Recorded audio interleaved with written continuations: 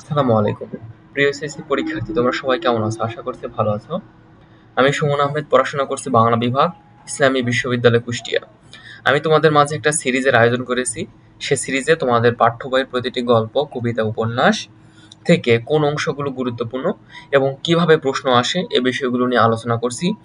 এবং পরবর্তীতে আরো একটা সিরিজের আয়োজন করব, যেখানে কোন কনসেপ্ট বুঝলে সকল সৃজনশীল প্রশ্নের অ্যান্সার করতে পারবে সে বিষয়গুলো নিয়ে ভিডিও তৈরি করব। তো তোমরা যারা ফেসবুক পেজে এই ভিডিওগুলো দেখছো তারা অবশ্যই ফেসবুক পেজটিকে ফলো দিয়ে রাখবে, এবং ইউটিউব চ্যানেল থেকে যারা ভিডিওগুলো দেখছো তারা অবশ্যই ইউটিউব চ্যানেলটিকে সাবস্ক্রাইব করে রাখবে। তো চলো শুরু করি। আজকে আমি এরই ধারাবাহিকতায় বিলাসী গল্প এটা নিয়ে আলোচনা করব। বিলাসী গল্পটি রচনা করেন শরৎচন্দ্র চট্টোপাধ্যায়। তো এই গল্প থেকে ক নাম্বার জ্ঞানমূলক প্রশ্ন, খ নাম্বার অনুধাবনমূলক প্রশ্ন এর জন্য কোন অংশগুলো পড়তে হবে সেটা নিয়ে আলোচনা করব। তো প্রথমে আমরা দেখব যে শরৎচন্দ্র চট্টোপাধ্যায় অর্থাৎ কবি পরিস্থিতি থেকে কোন অংশগুলো গুরুত্বপূর্ণ। এখানে আমরা দেখতে পাচ্ছি ক নাম্বারের জন্য এখান থেকে প্রশ্ন আসে যে শরৎচন্দ্রের প্রথম মুদ্রিত গল্পের নাম কি? উত্তর হচ্ছে মন্দির। আর তারপরে প্রশ্ন আসে যে শরৎচন্দ্রের লেখা মন্দির গল্পটি কোন পুরস্কার প্রাপ্ত? উত্তর হচ্ছে কুন্তলিন পুরস্কার প্রাপ্ত। এরপরে এই অংশ থেকে প্রশ্ন আসে যে কোন বিশ্ববিদ্যালয় শরৎচন্দ্র চট্টোপাধ্যায়কে জগত্তারিণী স্বর্ণপদক প্রদান করেন? উত্তর হচ্ছে কলকাতা বিশ্ববিদ্যালয়। কত সালে? 1923 সালে।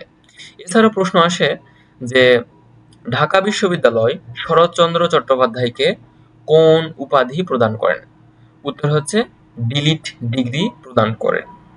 কত সালে প্রদান করেন? 1936 সালে। এরপর আমরা সরাসরি গল্পতে চলে যাব এবং এখান থেকে দেখব যে কোন প্রশ্নগুলো আমাদের জন্য গুরুত্বপূর্ণ এবং কিভাবে আসে।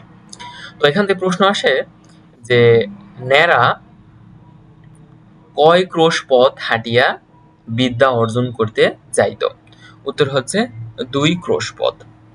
তারপরে প্রশ্ন আসে ন্যাড়া বিদ্যালয়ে যেত কতজন মিলে? 10-12 জন। এই দুটি প্রশ্ন ক নাম্বারের জন্য গুরুত্বপূর্ণ। এরপরে আমরা আরো দেখব যে এখান থেকে প্রশ্ন আসে যে এডেন এটা কি? এটা হচ্ছে একটা পার্সিয়ান বন্দর। এবং তারপরে প্রশ্ন আসে যে হুমায়ুন অর্থাৎ বিলাসী গল্পে কোন মুঘল সম্রাটের উল্লেখ রয়েছে? উত্তর হবে হুমায়ুন।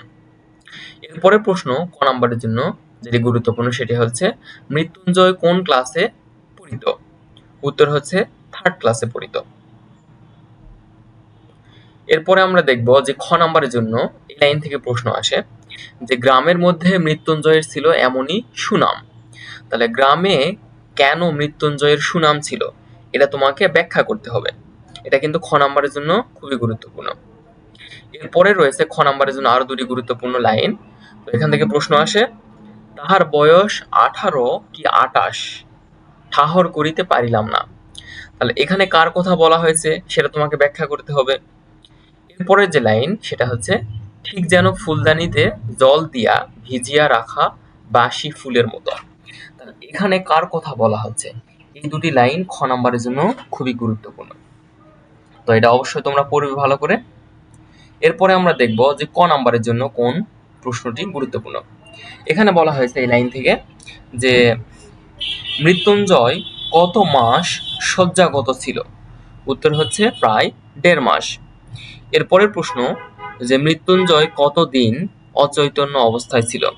উত্তর হচ্ছে 10-15 দিন। এরপরে আমরা দেখব খ নাম্বারের জন্য গুরুত্বপূর্ণ যে একলা যেতে ভয় করবে না তো, একটু এগিয়ে দিয়ে আসবো। এই কথাটি কে বলেছিল এটা তোমাকে ব্যাখ্যা করতে হবে এবং কাকে বলেছিল। এরপরের প্রশ্ন যেটি ক নাম্বারের জন্য গুরুত্বপূর্ণ সেটি হচ্ছে মৃত্যুঞ্জয়ের বাগান কত বিঘার ছিল? উত্তর হলো 20-25 বিঘার। এরপরে আবার আমরা দেখব যে খ নাম্বারের জন্য গুরুত্বপূর্ণ প্রশ্ন ওরে বাপরে আমি একলা থাকতে পারবো না। তাহলে এই কথাটি কে বলেছিল এবং কোন ঘটনার পরিপ্রেক্ষিতে কথাটি বলেছিল তোমাকে এটা ব্যাখ্যা করতে হবে। এরপর ন্যাড়া কত মাস মৃত্যুঞ্জয়ের কোনো খবর নেয়নি? প্রায় 2 মাস। এটা হচ্ছে ক নাম্বারের জন্য গুরুত্বপূর্ণ। এরপরে এই 3টি প্রশ্ন খ নাম্বারের জন্য খুবই খুবই গুরুত্বপূর্ণ। একটা বলা হয়েছে যে গ্রামটা এবার রসাতলে গেল। তাহলে গ্রাম কেন রসাতলে গেল? এর ঘটনা কি বা কারণ কি? সেটা বিলাসী গল্প থেকে ব্যাখ্যা করতে হবে। এরপর আরো 2টি গুরুত্বপূর্ণ প্রশ্ন, যে তাহার হাতে ভাত পর্যন্ত খাইতেছে।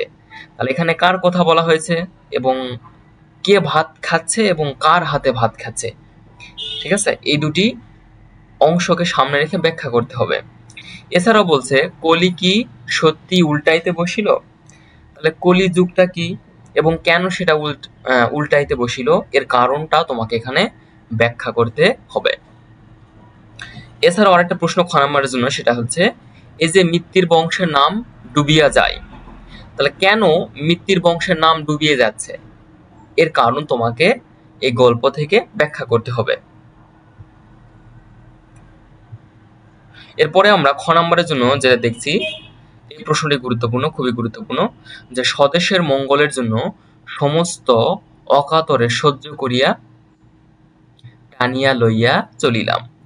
তাহলে স্বদেশের মঙ্গলের জন্য কাকে টানিয়া লইয়া যাওয়া হচ্ছিল, এটা তোমাকে ব্যাখ্যা করতে হবে।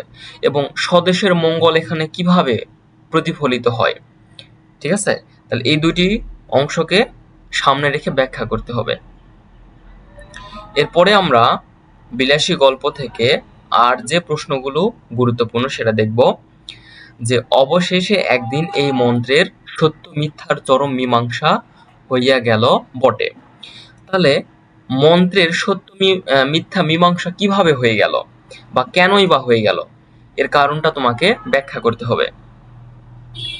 এরপরে এই প্রশ্নটিও খ নাম্বারের জন্য গুরুত্বপূর্ণ, দেখো এমন করে মানুষ ঠকায়ও না। তাহলে এই কথাটি কে বলেছিল এবং কাকে বলেছিল, আর কেনই বাবা এই কথা বলা হয়েছিল, এগুলো তোমাকে অবশ্যই ব্যাখ্যা করতে হবে খ নাম্বারে। এরপরে আমরা ক নাম্বারের জন্য একটা প্রশ্ন দেখব, সেটা হচ্ছে যে মৃত্যুঞ্জয়ের মৃত্যু হয়েছিল কোন সাপের কামড়ে? উত্তর হচ্ছে খরিশ গোখরা সাপের কামড়ে। এরপরের প্রশ্ন, যে বিষহরীর দোহাই বুঝি আর খাটে না, এটা হলো খ নাম্বারের জন্য গুরুত্বপূর্ণ। বিষহরীর দোহাইটা আসলে কেন এখানে তুলে ধরা হলো, আর কেনই বা এই দোহাই খাটছে না, এর পিছনে কারণটা কি, এটা তোমাকে ব্যাখ্যা করতে হবে। তারপরে খ নাম্বারের জন্য গুরুত্বপূর্ণ আর 2টি প্রশ্ন আমরা দেখব, এটা হচ্ছে যে ঠাকুর আমার মাথার দিব্যি রইল, তুমি আর কখনো এসব করো না।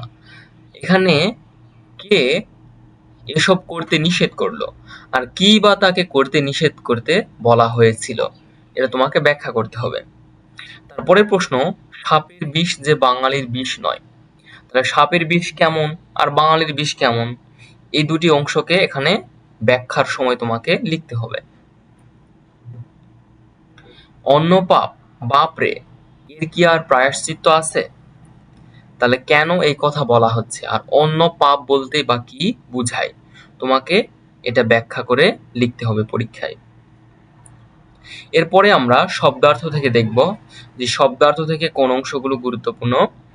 অর্থাৎ ক নম্বরের প্রশ্ন আসে যে এডেন এটা কোথায় অবস্থিত এবং এডেন কিসের জন্য বিখ্যাত? এটা হচ্ছে সামুদ্রিক লবণ তৈরির জন্য বিখ্যাত। তারপর এটা তো আমি বলেছি যে বিলাসী গল্পে কোন সম্রাটের কথা বলা হয়েছে, হুমায়ুন। মৃত্যুঞ্জয় কোন ক্লাসে পড়িত? 3rd ক্লাস, এটাও আমি বলে দিয়েছি আগেই। এরপরে আমরা সরাসরি চলে যাব পাঠ পরিস্থিতি অংশে। পাঠ পরিস্থিতি অংশ আর একটা প্রশ্ন আসে যে হ্যাঁ, মৃত্যুঞ্জয় হচ্ছে কোন সাপের কামড়ে মারা গিয়েছিল? এটা হচ্ছে খরিশ গোখরা। এখন আমরা সরাসরি পাঠ পরিস্থিতি অংশে চলে যাব। পাঠ পরিস্থিতি অংশ থেকে প্রশ্ন আসে ক নাম্বারের জন্য, যে বিলাসী গল্পটি প্রথম কোন পত্রিকায় প্রকাশিত হয়? উত্তর হচ্ছে ভারতী পত্রিকায়। এবং কত সালে? 1918 সালে।